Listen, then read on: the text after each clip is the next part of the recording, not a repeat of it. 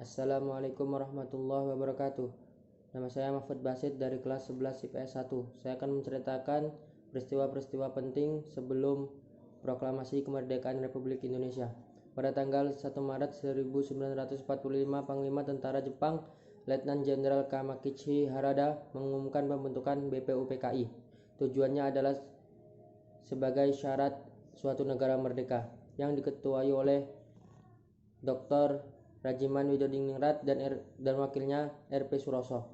Lalu pada tanggal 6 Agustus 1945, kota Hiroshima, Jepang dijatuhi bom pertama oleh Amerika Serikat.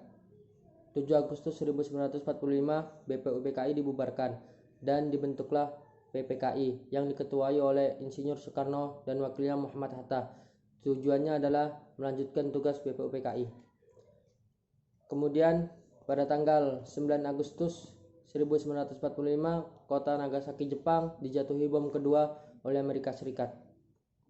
Kemudian pada tanggal itu juga Jenderal Terauchi memanggil Soekarno, Muhammad Hatta, dan Rajiman Widodiningrat ke Dalat, Saigon, Vietnam.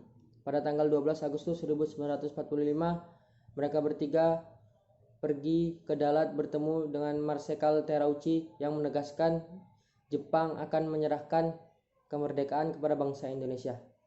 14 Agustus 1945, mereka bertiga pulang ke Indonesia.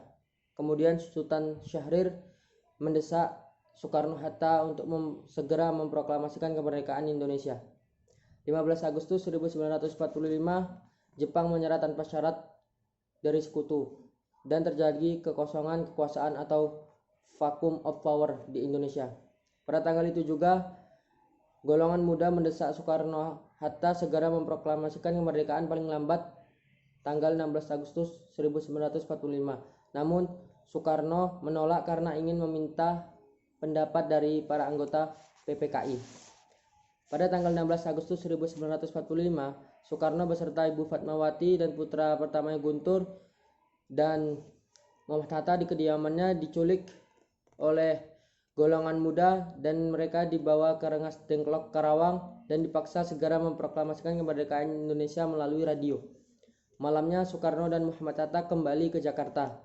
Di rumah Laksamana Maida, para tokoh nasional berkumpul untuk berunding tentang persiapan proklamasi kemerdekaan Republik Indonesia.